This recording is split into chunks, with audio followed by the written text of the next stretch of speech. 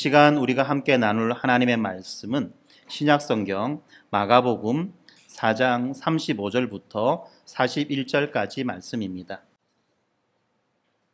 그날 저물 때에 제자들에게 이르시되 우리가 저편으로 건너가자 하시니 그들이 무리를 떠나 예수를 배에 계신 그대로 모시고 가매 다른 배들도 함께 가더니 큰 광풍이 일어나며 물결이 배에 부딪혀 들어와 배에 가득하게 되었더라. 예수께서는 고물에서 베개를 메고 주무시더니 제자들이 깨우며 이르시되 선생님이여 우리가 죽게 된 것을 돌보지 아니하시나이까 하니 예수께서 깨어 바람을 꾸짖으시며 바다더러 이르시되 잠잠하라 고요하라 하시니 바람이 그치고 아주 잔잔하여지더라. 이에 제자들에게 이르시되 어찌하여 이렇게 무서워하느냐 너희가 어찌 믿음이 없느냐 하시니 그들이 심히 두려워하여 서로 말하되 그가 누구이기에 바람과 바다도 순종하는가 하였더라. 아멘. 자, 오늘 우리가 이어서 마가복음 4장 말씀 뒷부분을 보고 있는데요. 35절 말씀에 이렇게 되어 있습니다. 그날 저물 때에 라고 말하고 있죠. 그날입니다. 그날. 어떤 날일까요? 이 어떤 날인지를 알아보기 위해서는 우리가 이 말씀 앞부분을 살펴봐야 되겠죠. 그리고 우리가 말씀 앞부분을 살펴보니까 어떤 말씀들이 나옵니까? 예수님께서 사람들과 제자들에게 이 시와 관련된 비유를 말씀하시던 그날이라는 거죠. 시와 관련된 비유를 말씀하시던 그날. 사람이 뿌리는 씨, 그죠? 네 가지 밭에 사람이 씨를 뿌렸다는 그 말씀. 그리고 또 천국에 대한 비유를 시와 관련돼서 하시는 그 말씀. 이런 말씀을 사람들과 제자들에게 해주시던 그날이라는 것입니다. 예수님은 하루 종일 이 사람들과 말씀을 하시고 가르치시고 또 그 비유를 풀어주시고 이렇게 사람들과 부대끼며 지냈죠. 그리고 그날입니다. 그날 저물 때에 날이 뉘엿 기울어 가는 그때에 지금 예수님은 제자들에게 뭐라고 말씀하시느냐 하면 우리가 저편으로 건너가자. 지금 어디입니까? 지금 이 장소가 어디죠? 갈릴리 바다예요. 이 갈릴리 바다라고 하는 것은 이 호수와 같이 생겨 있는 내륙 바다예요. 때로는 이것을 호수라고 말하기도 하고 때로는 이것을 바다라고 말하기도 하는데 자, 호수를 건너서 저 멀리 가자라고 이야기하시는 거죠. 지금 예수님은 하루 종일 어디에 계셨습니까? 앞에 보니까 예수님 어디 계셨죠? 땅에 계셨습니까? 배에 계셨습니까? 예수님은 지금 배를 타고 계셨어요. 사람들이 너무 많이 몰려가지고 혹시 어떤 안전사고가 날까 싶어서 예수님은 지금 배에 오르셔서 사람들에게 말씀을 하셨죠. 그리고 난 다음에 그 배에서 내릴 그런 여가도 없이 잠시 쉴 여가도 없이 제자들에게 말씀하시는 겁니다. 우리가 저기 저 건너편으로 가자. 이 마가복음은요, 이때부터 시작해가지고 또 4가지 기적이 나옵니다. 앞에서 하나님 나라와 관련된 그리고 예수님의 사역과 관련된 그 말씀들을 이렇게 비유로 해주시고 난 다음에 그리고 난 다음에 이어지는 이 마가복음의 본문은 지금 4가지 기적들로 나타나 있다는 거죠. 이렇게 하는 이유가 뭐냐 하면 마가복음에서는 말씀을 통하여서 예수님의 그 말씀을 통하여서 예수님이 어떤 분이신지를 드러낼 뿐만 아니라 이제 예수님의 하시는 그 일들, 예수님의 그 사역을 통하여서 예수님이 어떠한 분이신지를 지금 우리들에게 말씀해 주려고 하고 있기 때문에 지금 이렇게 지금 마가복음이 기록되어 있다는 것입니다. 배를 타고 건너가자. 이렇게 예수님이 말씀하시니까 제자들은 어떻습니까? 그 말씀에 순종하기 위해서 이 군중들을 떠나서 예수님을 배로 모시고 호수를 건너가야만 합니다. 그런데 이렇게 예수님께서 이 배를 타고 호수를 건너가실 때 배 한 척만 건너간 것이 아니라 예수님을 따르던 다른 배들도 함께 지금 이 호수를 건너가고 있다라고 하는 것을 우리가 알 수 있죠. 특별히 그런데 제자들이 예수님을 어디에다 모셨느냐 하면 지금 자기들이 타고 있는 그 배에다가 예수님을 모시고 있어요. 왜 그럴까요? 제자들 가운데는 누가 있습니까? 고기잡이 하던, 고기 잡는 것을 업으로 삼고 있던, 어디에서? 이 갈릴리 바다에서 고기 잡는 것을 업으로 삼고 있던 사람들이 있었다는 것입니다. 그리고 그 사람들은 이 바다를 잘 알고 있지요. 그래서 그들은 예수님을 안전하게 모시기 위해서 직접 배를 운항하여서 이 호수를 건너가고 있습니다. 그런데 이 갈릴리 호수라고 하는 것이 아주 독특한 지형적 구조를 가지고 있는데요. 이 갈릴리 호수는요, 해발 마이너스 200m에 위치한 호수입니다. 해발 고도 마이너스 200m라고 하면 어떤 느낌인지 아십니까, 여러분들? 이 팔레스타인 서편에 있는 지중해 바다보다도 이 갈릴리 호수는 어떻습니까? 높이 있다는 건가요? 낮게 있다는 건가요? 낮게 있다는 겁니다. 얼마만큼 낮게? 200m나 낮은 곳에 지금 이 갈릴리 바다가 자리 잡고 있어요. 그리고 이 갈릴리 바다는요, 이 갈릴리 호수는 어떠냐면 주변이 높은 산들로 둘러싸여져 있어요. 그러다 보니까 바람이 불 때 이 산을 넘어와서 아래 계곡으로 급하게 바람들이 내려옵니다. 그러다 보니까 이 갈릴리 호수는요, 수시로 돌풍이 일어나는 그런 좀 위험한 바다였습니다. 그런데 하필이면 그들이 타고 있는 이 배가 호수 가운데쯤 이르게 되었을 때에 큰 광풍이 일어납니다. 아주 큰 바람이 분다는 거죠. 바람이 부니까 어떻습니까? 바람이 부니까 어떻게 되죠? 자연스럽게 물결이 일고 물결이 파도가 되는 거예요. 물결이 일어나게 되고 이 물결이 파도가 됩니다. 그리고 이 파도가 어떻습니까? 너무나도 크게 일어나서 이제 그 물결이 배에 들어옵니다. 파도가 배로 넘어옵니다. 그래가지고 배에 물이 가득하게 되었던 것입니다. 그때 어떤 일들이 일어납니까? 바다에 대해서 잘 알고 있고 평생 바다에서 살던 이 예수님의 제자들은 이 일로 말미암아서 크게 두려워합니다. 자기들은 자신 있다고 해서 예수님을 배에 태우고 직접 바다를 건너가고 있는데 중간에 바람이 불고 물이 배에 차게 되자 이들은 지금 어떻게 합니까? 두려워하고 있어요. 크게 두려워합니다. 그런데 바다에 대해서 1도 모르는 목수였던 그 예수님은 지금 어떻게 하고 계시죠? 배 고물에 누워서 하니까 뭐 배가 무슨 고물을 싣고 가는 배? 무슨 폐지를 싣고 가는 배? 이렇게 생각할지도 모르는데 이 고물이라고 하는 것은 배의 앞머리를 말합니다. 배의 앞머리는 고물이고 배의 뒷머리는 이물이에요. 예, 배의 앞머리에 지금 누워서 잠을 자고 계시는 겁니다. 왜 그럴까요? 어쩌면 예수님은 하루 종일 이 강팍한 심령을 가진 그 사람들에게 말씀을 전하는 그 힘든 일을 마치시고 그의 육신이 완전히 지쳐 있었던 것 같습니다. 하루 종일 예수님을 찾아온 사람들에게 말씀을 전하십니다. 그런데 그 가운데에는 순수하게 말씀을 듣기 위하여 예수님 앞으로 나온 사람도 있지만 그 외에도 다양한 목적을 가지고 다양한 이유로 예수님 앞에 나온 사람들이 있었다는 것입니다. 그럼에도 불구하고 예수님은 그 사람들을 상대하여서 하나님 나라의 일을 전하고 가르치고 말씀하셨던 것입니다. 얼마나 피곤합니까? 말씀을 알아듣는 사람도 있지만 말씀을 알아듣지 못하고 그 말씀에 대해서 오해하고 딴소리하는 사람들도 있었다는 거예요. 얼마나 피곤합니까? 심지어는 그 말씀과 상관없이 딴짓하고 다니는 사람들도 있었다는 것입니다. 그러니까 예수님이 뭐라고 말씀하셨어요? 들을 귀 있는 자는 들어라. 귀가 있다면 들어라. 제발 좀 들어라. 내가 무슨 말 하는지 좀 알아들으려고 좀 노력 좀 해봐라. 예수님이 오죽 답답하면 그렇게 말씀하시겠습니까?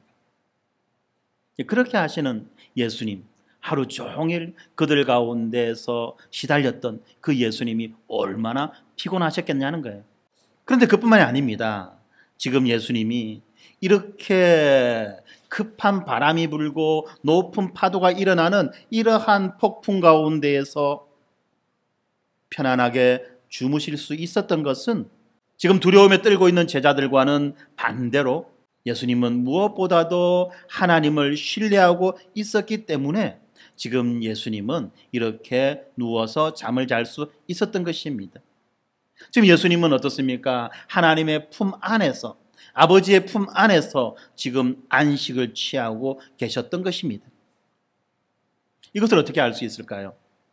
지금 예수님이 제자들을 뭐라고 나무라십니까? 믿음이 없는 자라고, 너희들은 어떻게 이렇게 믿음이 없느냐라고 그렇게 나무라실 때에 우리는 이 사실을 알 수 있다는 것입니다. 하나님을 향한 믿음으로 예수님은 이러한 광풍 속에서도 걱정 없이 하나님 아버지의 품에 고이 안겨 주무실 수 있었던 것입니다. 그런데 이 제자들은 예수님의 이 안식을, 예수님이 이렇게 깊이 주무시는 것을 어떻게 생각했느냐 하면 그들의 행복을 보장해주는 하나님에 대한 신뢰의 증거로 해석하지 않고요, 하나님을 믿는, 하나님을 신뢰하는 그 신뢰의 증거로 이 예수님의 이 잠을 해석하지 않고 어떻게 이해했느냐 하면 예수님이 자신들에 대해서 전혀 관심을 갖고 있지 않다. 자기들이 지금 이렇게 위급한 상황에 빠졌음에도 불구하고 그 자기에게 일의 관심도 보여주지 않는 것이라고 그렇게 오해했던 것입니다. 그래서 예수님의 그 잠을, 위기의 때에 예수님이 자기들의 안전에 대해서 전혀 관심을 갖지 않는 그런 표시로 보았던 것입니다. 그래서 그들은 예수님이 자기들의 공경에 책임이 있는 것처럼 예수님을 깨우면서 자기들에게 무관심하다고 그렇게 나무라며 불평조의 성난 목소리로 이렇게 말합니다. 당신께서는 죽어가고 있는 우리를 돌봐야 하지 않습니까? 당신이 우리의 선생인데 당신은 왜 우리에 대해서 이렇게 책임감 없이 행동하십니까? 라고 그렇게 불평했던 것입니다. 그런데 여러분, 이 제자들의 이러한 태도를 우리는 또 다른 곳에서 오버랩해서 볼 수 있는데, 바로 이 겟세마네 동산에서 예수님께서 심히 염려하시면서 제자들에게 깨어서 자신들과 함께 기도하자고 그렇게 권하시는 말씀, 이 말씀을 제자들은 무시하며 그냥 쓰러져 잠들어버린 그 모습과 오버랩해서 우리는 볼 수 있는 것입니다. 그때의 제자들은 졸았습니다. 그들이 왜 졸았습니까? 그들이 하나님을 신뢰했기 때문에 하나님 안에서 안식을 누리기 위해서 그들이 잠을 잤던 것이 아니라 마가복음에 나와 있는 것처럼 그들의 눈이 심히 피곤하였기 때문에 그들은 잠을 잤던 것입니다. 예수님은 훨씬 더 위급하고 다급한 그 시간에 너희가 아직도 잠을 자느냐라고 그렇게 말씀하실 때에 제자들은 예수님이 죽임을 당하시는 그 사실을 심각하게 생각하지 않았고 오히려 자기의 육체의 피곤함에 대해서 더 많이 관심을 갖고 있다는 바로 그 사실을 우리는 볼 수 있습니다. 자, 다시 본문으로 돌아와서 제자들이 이렇게 예수님을 향해서 불평하고 불만을 터뜨릴 때에 예수님은 배에서 일어서셔서 바람을 향해 말씀하십니다. 잠잠하라. 바람을 향해서 멈추라고 그렇게 명령하셨습니다. 그러자 어떤 일이 일어났습니까? 본문에서 어떤 단어가 우리 눈에 들어옵니까? 즉시. 예수님께서 바람을 향하여 잠잠하라 라고 말씀하실 때 바람이 어떻게 됐습니까? 예수님이 말씀이 떨어지자마자 즉시 그 말씀에 순종하여 바람이 잠잠해졌습니다. 바람만 잠잠해진 것이 아니죠. 또 무엇이 잠잠해졌습니까? 풍랑도 잠잠해졌어요. 여러분들, 바다에서 파도가 칠 때 파도가 어떻게 잠잠하게 됩니까? 파도가 거세게 일고 파도가 잠잠하게 되려면 파도가 조금씩 줄어들죠. 그리고 마침내 바다가 잔잔하게 됩니다. 그런데 이때 예수님이 바람을 향하여서 명령하셨을 때 이 바람과 파도는 예수님의 말씀에, 예수님의 그 명령에 즉각 순종하여 그 즉시로 잠잠하게 된 것입니다. 바람이 일순간 탁 멈춘 거예요. 그리고 이 파도도 일순간 잠잠하게 확 가라앉은 거예요. 상상이 가능하겠습니까? 바람이 확 미친 듯이 불다가 갑자기 뚝 그칩니다. 파도가 막 넘실넘실 막 치다가 갑자기 바다가 장판이 된 거예요. 정말 놀라운 그런 장면 아니겠습니까? 예수님께서 잠잠하라고 할 때 바람이 즉시 잠잠해졌습니다. 이렇게 즉시 잠잠해진 사건, 이 사건은 우리가 앞에서 살펴보았던 이 마가복음 1장 25절에 나와 있는 귀신을 향해서 예수님이 잠잠하라고 말씀하셨던 그 말씀과 같은 것이었습니다. 다시 말하면 이 지금 바다 한가운데에서 만난 이 풍랑 가운데에는 분명하게 마귀적인 요소들이 있었다는 것을 우리가 추측해 볼 수 있다는 것입니다. 왜냐하면 이어지는 사건이 어떻습니까? 이 호수를 건너가서 거라사 지방으로 가게 되는데 그 거라사 지방에 무엇이 있습니까? 엄청난 마귀떼가 있다는 거예요. 그 엄청난 마귀떼. 이 마귀들이 예수님께서 자기들 향해서 오고 계신다는 것을 알 때에 그것을 방해하기 위해서 이런 일을 벌였다라고 우리는 이해할 수도 있습니다. 물론 그런 것들을 인정하지 않는 사람들은 또 그렇게 이해하지 않을 수도 있습니다. 그러나 어떻게 이해하든지 그 결과는 마찬가지죠. 예수님께서 말씀하실 때 즉시 이 자연이 예수님의 명령에 순종하여 잠잠하게 되었다는 것입니다. 뿐만이 아닙니다. 이렇게 잠잠하게 된 것은 이 파도 그리고 이 바람뿐만이 아닙니다. 또 누가 잠잠하게 되었습니까? 예수님 옆에서 예수님과 함께 배에 타고 있는 제자들도 잠잠하게 된 것입니다. 그전까지 제자들은 어땠습니까? 푸는 바람과 일렁이는 파도 가운데 어떻게 하든지 그 배를 지키려고 배에서 물을 퍼내기도 하고 돛줄을 잡기도 하고 어떻게 하든지 소리를 지르며 이거 해라 저거 해라라고 자기들끼리 이야기하기도 하고 또한 예수님을 향하여서 왜 우리를 돌봐주지 않느냐라고 그렇게 불평하고 불만하기도 하고 그렇게 시끌벅적 떠들썩했던 그 제자들도 예수님이 자연을 향하여서 바람을 향하여서 파도를 향하여서 잠잠하라고 말씀하셨을 때에 그 제자들도 잠잠할 수밖에 없는 놀라운 사건이 벌어졌다는 것입니다. 이렇게 바람 소리, 파도 소리, 그리고 제자들이 그 절규하던 그 모든 소리가 갑자기 일순간 잠잠해졌습니다. 이 고요함은 예수님께서 주무시던 그 모습만큼이나 평화로운 그러한 고요함이었던 것입니다. 그리고 예수님께서 말씀 한마디로 이토록 큰 폭풍우를 잠잠하게 시켰다는 것, 이것은 바로 바다를 창조하신 하나님만이 하실 수 있는 일을 행하는 권세를 예수님이 가지셨다는 것을 우리에게 보여주는 거예요.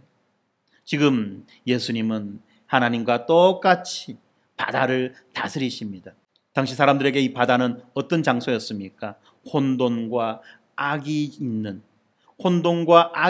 바로 그 장소가, 그토록 위험한 장소가 바로 바다 아니었습니까?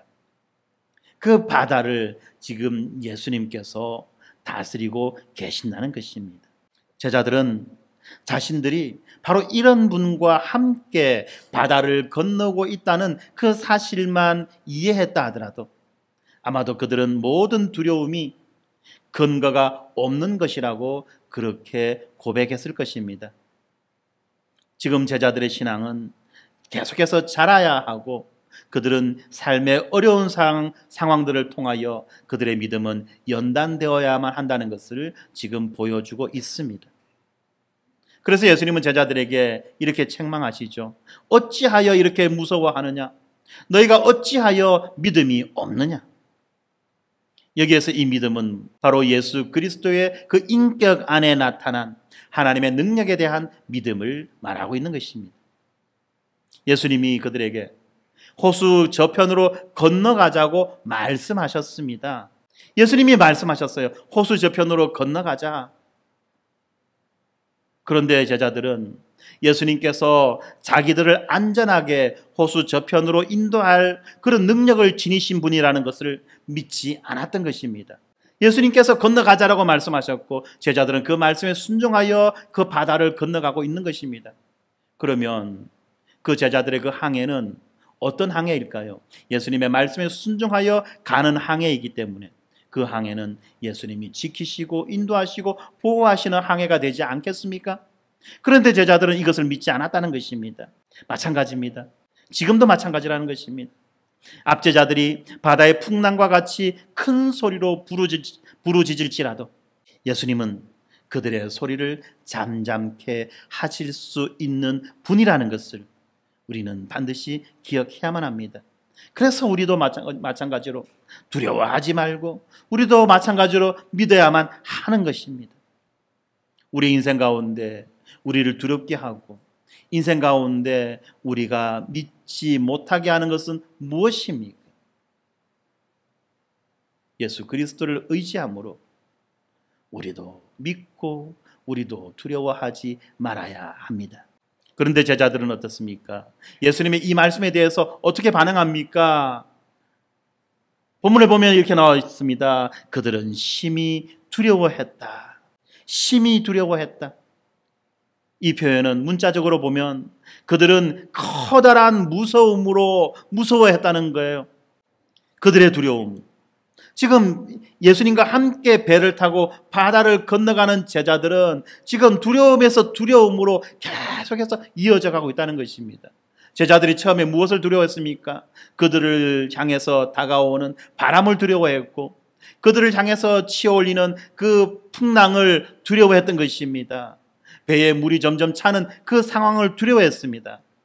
그런데 그들이 두려워했던 모든 상황들이 완료되고 난 다음에, 지나고 난 다음에 그들은 여전히 두려움 가운데 있는데 왜 그렇습니까? 그들은 이제 누구를 두려워합니까? 예수 그리스도. 풍랑 가운데에 그들과 함께 배에 타고 계셨던 그분을 두려워하고 있다는 것입니다. 지금 바다에 대한 신적 통치를 행사하셨던 그 예수님을 그들은 지금 두려워하고 있다는 것입니다. 훨씬 더 많이 바람과 파도보다 그들이 처했던 그 위험보다도 지금 예수님을 더 많이 크게 두려워했던 것입니다. 왜 그렇습니까? 비록 그들에게 예수님의 그 위대한 행적을 보고 들을 수 있는 기회가 주어졌고 또한 그들에게 하나님 나라의 비밀이 주어졌음에도 불구하고 그들은 여전히 예수에 대한 막연한 지식만을 가지고 있었기 때문에 의심과 두려움에 사로잡혀 있었다는 것입니다. 그런데 이제 그들은 폭풍우와 바다를 잠잠케 하실 수 있는 예수님의 신적인 능력을 목격했고 그리고 예수님을 두려워하고 있는 것입니다. 이럴 때 우리는 어떻게 이 본문을 바라보고 이 본문에 대해서 우리가 어떻게 생각할 수 있을까요?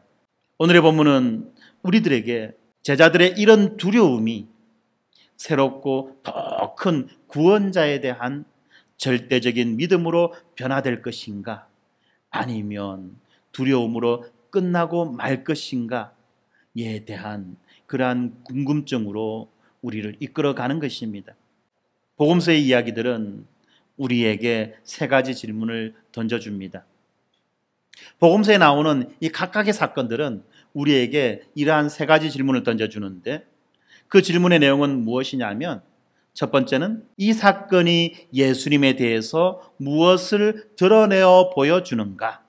두 번째는 이 사건이 우리의 공경과 우리의 고통을, 우리의 곤란함, 우리의 고통을 어떻게 드러내는가? 그리고 세 번째는 우리의 이러한 곤란함과 고통과 공경에 대하여 이 사건은 어떤 해결책을 보여주는가?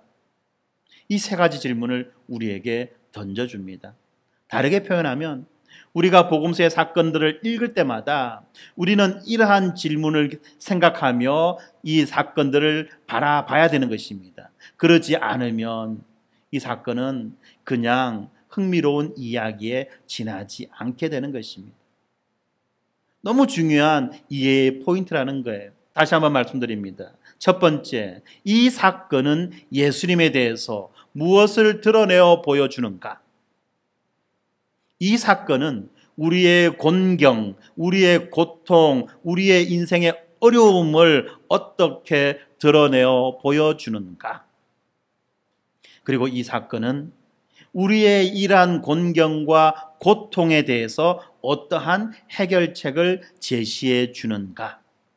이 세 가지 관점으로 우리는 이 복음서에 나타나는 각각의 사건들을 바라봐야만 합니다. 그래서 오늘 이 사건도 마찬가지로 이러한 관점에서 바라보게 될 때에 특별히 제자들이 예수님의 능력을 보고 놀라고 난 다음에 하는 말이 있었죠. 그가 누구이기에 바람과 바다도 순종하는가? 이 질문에 대해서 우리가 답을 해보자는 것입니다. 첫 번째, 이러한 질문에 대한 대답은 예수님을 어떻게 드러내느냐는 거죠. 예수님은 악의 세력을 정복하시는, 그리고 자연마저도 통치하시는 하나님의 능력을 갖고 계신 예수님이라는 것을 우리에게 말해주고 있습니다. 다시 말하면 이 사건은 예수님께서 극단적인 위기의 한가운데에 처한 제자들에게 예수가 구원자이다, 예수가 메시아다는 것을 보여주는 신적 현현의 사건이라는 것입니다. 하나님 되신 예수 그리스도를 보여주는 사건이라는 것입니다. 그리고 또한 이 본문은 우리 인간이 처한 그러한 곤경과 고통을 보여주죠. 그렇습니다. 이 바다 한가운데에서 풍랑을 만난 그러한 제자들처럼 우리도 늘 이 폭풍우 한가운데를 지나가고 있습니다. 우리는 우리를 멸망시키려고 애쓰는 그러한 혼돈한 세계에 둘러싸여 있는 타락한 세상 가운데 우리가 살아가고 있다는 것입니다.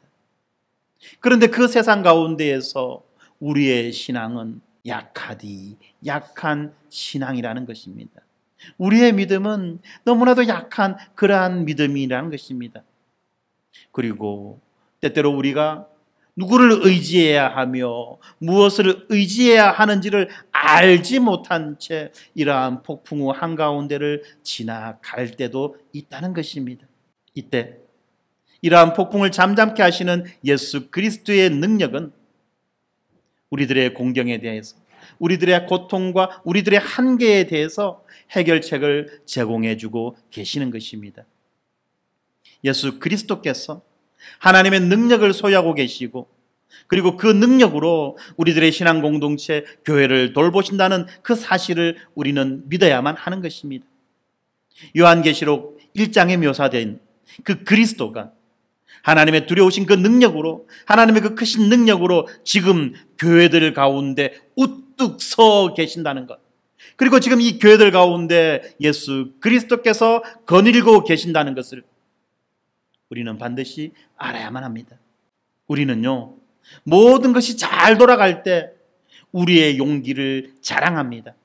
우리가 이 구원받아야 될, 이 구출을 받아야 될 그러한 긴급한 필요성을 느끼지 않을 때 하나님의 구원의 능력에 대한 믿음을 우리는 말할 수도 있습니다. 그러나 우리가 어떤 극단적인 압력을 받게 될 때 예수께서 자기 백성을 돌보시고 또 이러한 극단적인 위기 가운데에서 보호하신다는 그 확신이 순식간에 사라져 버리는 것을 너무나도 자주 우리는 경험하는 것입니다. 그래서 우리 믿음의 선조들은 배로 밀려드는 이 파도로 인해 고난당하는 제자들에 대해서 이 말씀을 교회에 적용하며 이렇게 말했습니다. 그 작은 배가 교회의 모습으로 나타나며 교회는 바다 가운데서 세상의 물결로 말미암아 그리고 박해와 유혹으로 말미암아 평안을 얻지 못하고 있다라고 그렇게 말씀하셨습니다. 이러한 이야기들을 오늘날의 우리들의 상황에 적용해 본다면 우리는 신앙 공동체를 위협하고 두려움으로 마비시키고 있는 그 폭풍 속에서 우리는 우리의 눈을 어디를 향해야 될까요? 만물을 통치하시는 예수 그리스도에게로 향함으로써 바다에서 3번이나 파선을 당했던 바울과 같은 확신을 가져야만 합니다. 배를 향해서, 우리를 향해서 달려드는 바람과 풍랑을 바라볼 때 우리는 도무지 믿음을 가질 수가 없지요. 그러나 우리가 그 바람과 파도로부터 눈을 돌려 예수 그리스도를 바라보게 될 때 비로소 우리는 이 바울처럼 굳은 확신을 가질 수 있는 것입니다. 그래서 바울이 이 박해의 극심한 위험에 직면하여서 자신이 완전히 깨어지고 자신의 인생이 완전히 깨어지고 도무지 살 소망이 없어진 것처럼 그렇게 느꼈을 때 바울이 이렇게 고백하지 않았습니까? 우리가 사방으로 우겨쌈을 당하여도 쌓이지 아니하며 답답한 일을 당하여도 낙심하지 아니하며 박해를 받아도 버림받지 아니하며 거꾸로 들임을 당하여도 망하지 아니한다라고 그렇게 고백하지 않았습니까? 바로 이러한 고백이 우리의 삶 가운데에서도 늘 있기를 축원합니다. 오늘의 본문은 이러한 사탄의 영향 아래에 있는 세상에서 공경에 처해 있는 그 인간의 상황을 다루고 있습니다. 대적들이 우리들을 체질하듯이 까부르고 그리고 교회가 실패한 것처럼 보이는 그런 경우들이 이 교회 역사 가운데 여러 번 있었다는 것입니다. 그리고 어쩌면 오늘날 이 시대도 우리가 살아가는 이 시대도 그러한 상황 가운데 놓여 있는지 모르겠습니다. 우리가 타고 있는 배에 물이 새고 우리의 생명을 보호하는 것들은 아무것도 보이지 않는 것처럼 그렇게 여겨집니다. 이때 우리는 이 생명의 위험으로부터가 아니라 영원한 멸망으로부터 예수 그리스도께서 이미 우리를 구원하셨음을 우리는 기억해야만 할 것입니다. 그럴 때 이 사실에 대한 분명한 확신, 이 사실에 대한 분명한 그 신뢰가 우리들로 하여금 용기를 가지게 하고 모든 위험을 극복할 수 있도록 그렇게 해주는 것입니다. 우리의 배가 대적의 물결에 흔들리고 그리고 점점 물에 잠겨갈 때 우리는 어떻게 처신할 것인가? 우리는 정신을 잃고 믿음을 상실한 그 제자들처럼 예수님에게 책망을 받을 것인가? 예수가 하나님이시고 사망의 음침한 골짜기를 통과해 나가는 중에도 우리를 보호하실 것이라는 그 사실을 믿는 것이 우리들로 하여금 어떤 태도를 가지게 하는가? 이런 질문들에 대해서 우리는 신중하게 생각하고 답해야만 할 것입니다. 예수님께서 이 폭풍을 잔잔케 하신 그 일은 바로 하나님이 통치하신다는 사실, 다시 말하면 사탄의 세력들은 하나님의 거룩한 자이신 예수님을 통하여서 무너진다는 그 사실을 선언하는 예수와 관련이 있는 것입니다. 예수님은 이러한 황폐함을 몰고 오는 세력들이 지배하는 이 혼돈의 세계에 하나님의 통치를 회복시켜 나가시는 것입니다. 그런데 대부분의 사람들은 어떻습니까? 자기들의 작은 세계에 부는 이 폭풍우에 대해서 걱정하고 염려하고 정신을 빼앗겨 버리는 것입니다. 각자의 상황 가운데에서 많은 사람들은 아주 다른 종류의 다양한 폭풍에 그렇게 휩싸여 있다고 느낍니다. 그리고 우리들의 삶은 단지 바다를 통한 위험만이 아니라 다양한 위험으로 가득 차 있는 것도 또한 사실이라는 것입니다.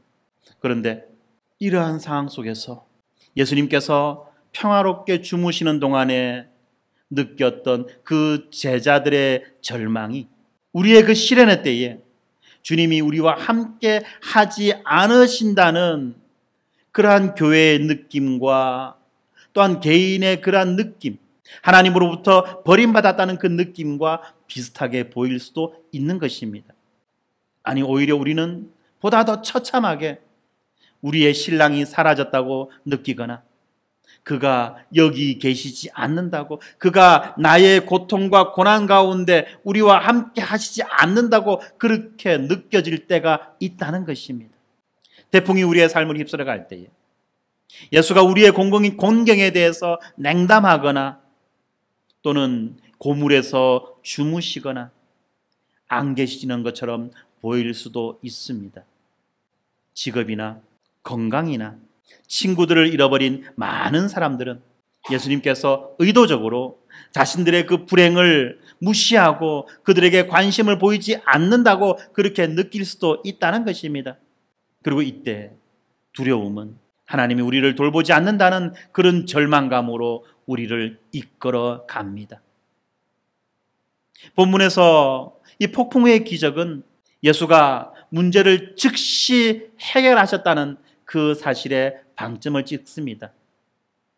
그러니까 우리가 어떻게 인내하며 역경을 이겨내야 하는가에 대해서는 말해주지 않는다는 거예요.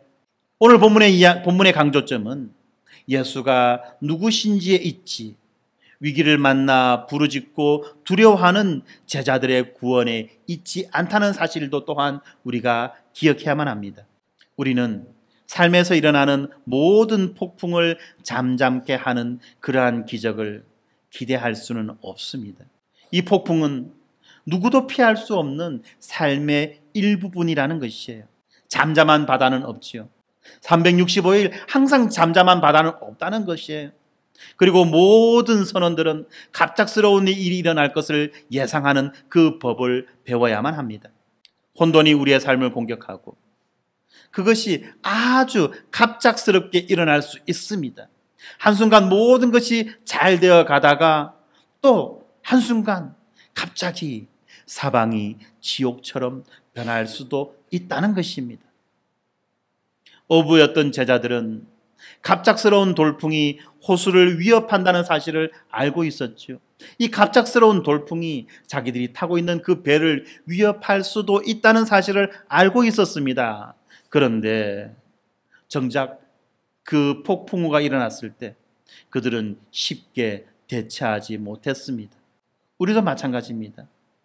사랑하는 사람의 죽음, 갑작스러운 해고, 믿었던 친구들의 배신, 이렇게 소중히 여겼던 모든 것들을 파괴하는 뒤틀린 것들의 그러한 맹공격은 마치 태풍을 만난 작은 조각배처럼 우리들의 삶을 휘저 놓는 것입니다.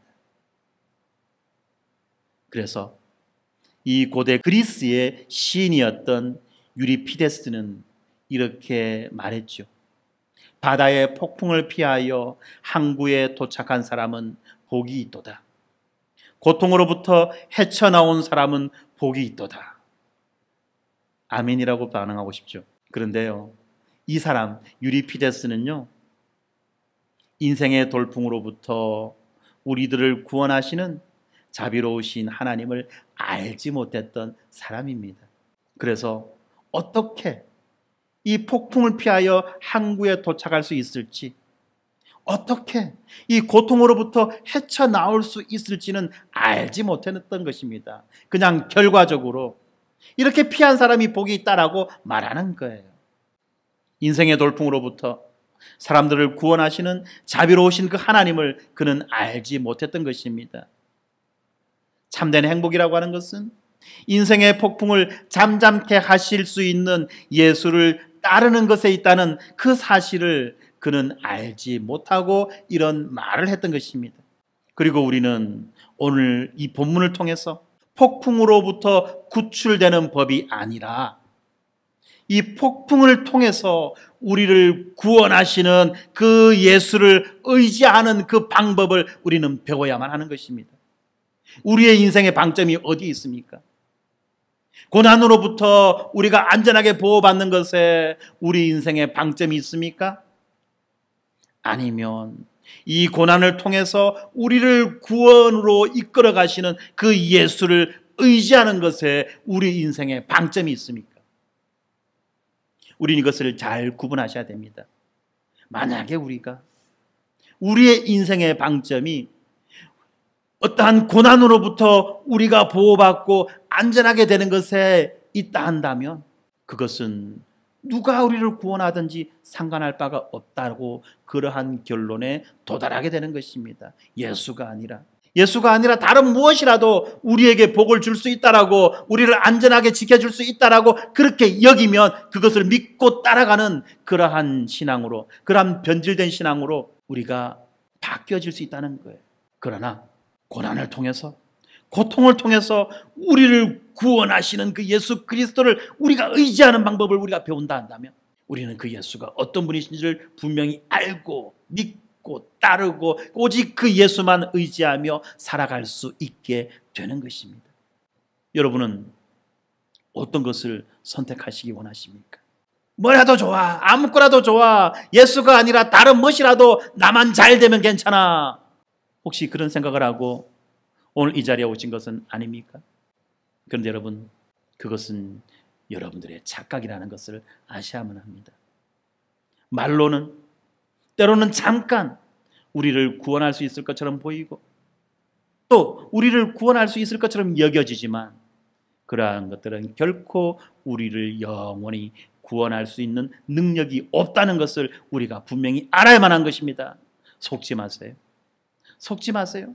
이 세상에 여러 가지 가치들이 우리에게 그렇게 말하지 않습니까? 돈이 있어야 돼, 명예가 있어야 돼, 권력이 있어야 돼, 공부 잘해서 좋은 성적 받아야 돼, 그것이 너희들의 인생을 구원할 수 있어. 많은 사람들이 그렇다고 믿고 여기고 그렇게 따라갑니다. 그러나 그 길을 갔던 많은 사람들이 그 길에서 정말 행복을 얻을 수 있었습니까? 행복을 찾고 기쁨을 찾고 만족을 누리며 살아갈 수 있었습니까? 아니요. 우리는 우리의 인생의 성공에 우리 모든 방점을 찍고 그것을 향해 달려갈 것이 아니라, 우리를 고통으로부터 건져내시고 구원하시는 그 예수 그리스도를 믿고 의지하고 따라가는 그 방법을 우리는 배워야만 하는 것입니다. 우리 인생의 참된 만족, 우리 인생의 영원한 그 기쁨이 어디로부터 오는지를 우리는 분명히 알아야만 하는 것입니다. 심지어는 예수가 내 인생에 전혀 개입하고 계시지 않는다라고 느껴지는 그 순간에도 우리는 나와 함께 하시는 그 예수 그리스도를 인정하고 의지하고 믿고 그렇게 나아가야만 한다는 것입니다. 사랑하는 성도 여러분, 정말 예수가 우리 인생 가운데 개입하지 않으실까요? 우리를 그냥 고통과 고난 가운데 그냥 망해가도록 그냥 내버려 두실까요? 그리고 우리를 돌봐주지 않으실까요? 우리의 잠깐의 그 고통과 고난 가운데 내가 홀로 있다라고 하는 그러한 느낌 때문에, 그 외로움 때문에, 그 힘듦 때문에 예수님을 부정하실 건가요? 믿음을 포기하실 건가요? 여러분, 예수님은 우리를 위하여 어떤 일을 감당하셨습니까? 우리를 위하여 어떤 일을 행하셨습니까?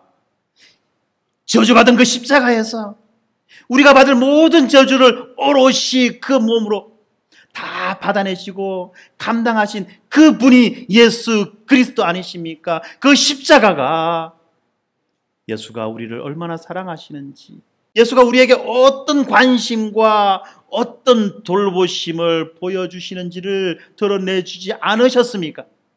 그럼에도 불구하고 우리의 짧은 인생 가운데, 우리의 그 작은 인생 가운데 일어나는 그 폭풍우가 내게 너무 힘겹다고, 내게 너무 고통스럽다고, 예수가 함께하지 않는 것처럼 느껴진다고 불평하고 불만하고 비난하고 그렇게 돌아서시겠냐는 겁니다. 무엇보다도 분명한 증거가 우리 눈앞에 있는데도 불구하고 나의 인생의 작은 경험 가운데 그러한 것들이 느껴지지 않는다라고 그 분명하게 보이는 그 증거를 여러분들은 부정하시겠냐는 것입니다. 사랑하는 성도 여러분, 기독교는요, 이 세상의 불확실성과 불안정으로부터 도피하는 그런 피난처가 아니라는 것을 알아야만 합니다. 무슨 말이야? 나는 지금까지 그렇게 생각했는데. 여러분들 잘 생각하셔야 됩니다. 기독교는요, 이러한 세상의 불확실성과 불안정으로부터 도피하는 피난처가 아니에요. 어떤 사람들은 너무나도 소심해서 풍랑이 두려워서 배를 타지 못할 수도 있습니다. 또 어떤 사람들은 그 풍랑이 너무나 두려워서 그냥 배가 해변의 안전지대에 머물러 있기를 바랄 수도 있습니다. 그런데 여러분들 아십니까? 그가 어디에 있든 그들도 폭풍우를 만난다는 사실입니다. 폭풍우를 만나지 않으면 지진을 만나고, 지진을 만나지 않으면 해일을 만나고, 해일을 만나지 않으면 폭풍우를 만난다는 것이에요. 우리 인생에서 안전한 곳은 없습니다. 그 어디에도 우리의 인생에 안전한 곳이 없다는 사실, 우리가 너무나 잘 알고 있지 않습니까? 오직 우리는 예수 그리스도와 함께 있을 때에만 안전을 누릴 수 있는 것입니다. 예수 그리스도에게서만 이 세상이 알지 못하고 줄 수 없는 그 평온함을 발견할 수 있는 것입니다. 그러므로 사랑하는 성도 여러분, 이제 우리는 예수와 함께 배에 올라야만 하는 것입니다. 우리는 이제 예수 그리스도와 함께 그 배에 올라야만 합니다. 그리고 풍랑이 이는 바다를 예수와 함께 건너는 그 모험을 해야 할 것입니다. 이것이 너무나도 중요합니다. 풍랑이 두려워서 배에 오르기를 주저하거나, 풍랑이 두려워서 그냥 바닷가에만 머물러 있는 그런 것이 아니라, 예수 그리스도와 함께 배에 올라 예수 그리스도와 함께 풍랑이 이는 바다를 건너는 그러한 모험을 우리는 해야만 합니다. 왜요? 우리는 예수께서 강한 자와 싸워 이기셨다는 사실을 알고 있지 않습니까? 우리는 예수 그리스도께서 이 사나운 폭풍을 잠잠케 하셨기 때문에 그 어떠한 것이든, 자연적인 것이든 초자연적인 것이든 그 어떠한 것이든 결코 우리를 해할 수 없다는 사실을 우리는 알고 믿고 두려워하지 않고 용감하게 그 풍랑이 이는 바다를 예수 그리스도와 함께 건너가야만 할 것입니다. 그것이 진짜 인생을 살아가는 것입니다. 그리고 우리 부모들은, 우리 자녀들이 그러한 인생을 살아갈 수 있도록 격려하고 또한 믿음을 북돋아주고 믿음을 가르쳐 주어야만 하는 것입니다. 풍랑이 일어나서, 풍랑이 두려워서, 세상과 맞서는 게 두려워서 세상을 피하고 도피하고 그렇게 살아가는 약한 자로 자녀들을 키워내는 것이 아니라, 헛된 성공을 꿈꾸며 살아가는 그러한 자녀들을 키워내는 것이 아니라, 예수 그리스도와 함께 배에 올라 인생의 풍랑을 예수 그리스도와 함께 지나가는 그러한 익사이팅한 그 모험, 가치 있는 모험, 의미 있는 그러한 모험을 할 수 있는 준비를 시켜줘야만 할 것입니다. 그렇게 될 때 우리 모두는 우리의 인생의 풍랑을 더 이상 두려워하지 않고 그 풍랑 한가운데에서도 언제나 우리는 안전함을 누리며 평안을 누리며 살아갈 수 있는 것입니다. 그래서 로마서 8장에 보면 이런 말씀을 바울이 하고 있습니다. 그런즉 이 일에 대하여 우리가 무슨 말 하리요? 만일 하나님이 우리를 위하시면 누가 우리를 대적하리요? 자기 아들을 아끼지 아니하시고 모든 사람을 위하여 내어주시니가 어찌 그 아들과 함께 모든 것을 우리에게 주시지 아니하겠느냐? 누가 능히 하나님께서 택하신 자들을 고발하리요? 의롭다 하신 이는 하나님이시니 누가 정죄하리요? 죽으실 뿐만 아니라 다시 살아나신 이는 예수 그리스도시니 그는 하나님 우편에 계신 자요 우리를 위하여 강구하시는 자신이라. 누가 우리를 그리스도의 사랑에서 끊으리요? 환난이나 공고나 박해나 기근이나 적신이나 위험이나 칼이랴. 기록된 바 우리가 종일 주를 위하여 죽임을 당하게 되며 도살당할 양같이 여김을 받았나이다 함과 같으니라. 그러나 이 모든 일에 우리를 사랑하시는 이로 말미암아 우리가 넉넉히 이기느니라. 내가 확신하노니 사망이나 생명이나 천사들이나 권세자들이나 현재일이나 장래일이나 능력이나 높음이나 깊음이나 다른 어떤 피조물이라도 우리를 우리 주 그리스도 예수 안에 있는 하나님의 사랑에서 끊을 수 없으리라. 아멘. 기도합시다. 거룩하시며 은혜가 많으신 하나님 아버지, 우리가 이 세상의 폭우 속에서 두려워하고 있을 때 당신의 아들 예수님께서 우리를 구원해 주셨음에 감사드립니다. 주님, 우리는 때때로 당신께서 우리를 돌보시지 않는 것처럼 느낄 때가 있습니다. 삶의 위기와 고난 속에서 우리는 주님께서 우리를 외면하시는 것 같아 절망에 빠질 때도 있습니다. 그러나 오늘 말씀을 통해서 우리는 예수님께서 바다와 폭풍을 다스리는 하나님이심을 깨달았습니다. 주님, 우리가 처한 어려움과 고난의 상황 속에서도 우리를 지키시고 보호하시는 그 주님의 섭리를 믿게 하여 주시옵소서. 우리가 두려워하지 않고 주님을 신뢰하며 인내할 수 있도록 우리를 인도하여 주시옵소서. 주님, 우리가 폭풍우 속에서도 주님을 향한 믿음을 잃지 않도록 도와주시고, 우리가 주님께 나아가 도움을 요청할 때 주님께서 즉시 우리를 구원하여 주시기를 간구합니다. 우리의 삶을 주관하시는 하나님께 감사와 찬양을 돌려드립니다. 이 세상에 존재하는 모든 혼란과 고난 속에서도 우리가 주님의 평화와 능력을 경험할 수 있게 해 주시옵소서. 우리의 중보자 되시는 예수 그리스도의 이름으로 기도드립니다. 아멘.